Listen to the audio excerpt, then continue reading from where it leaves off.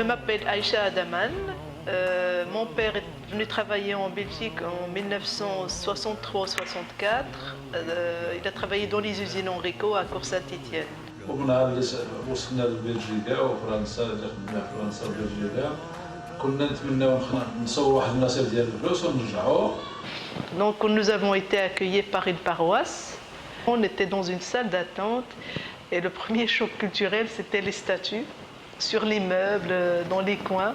Et donc je me demandais ce qu'on faisait là et comment est-ce qu'on allait en tout cas vivre dans une maison pareille parce que je pensais que c'était vraiment notre maison.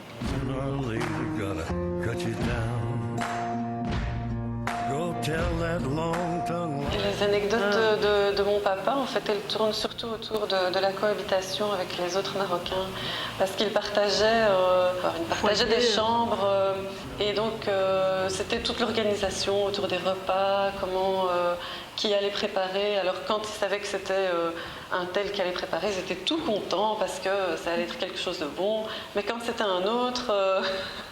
Ils prévoyaient quand même un plan de secours parce qu'ils se disaient ça n'allait pas être super, quoi.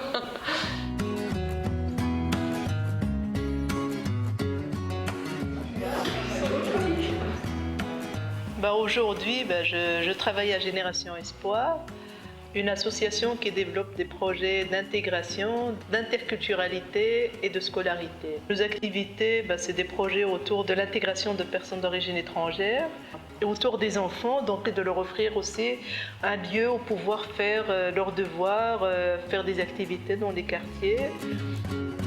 Donc c'était un groupe de femmes de diverses origines, diverses cultures, diverses religions.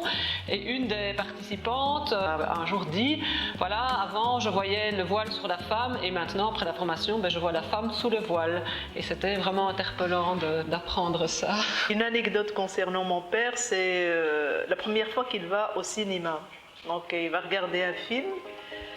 Et puis, lors de l'entracte, il se lève et il va faire sa prière parce que c'est l'heure de la prière. Donc, sans vraiment se poser de questions, sans se dire est-ce que les gens vont me regarder.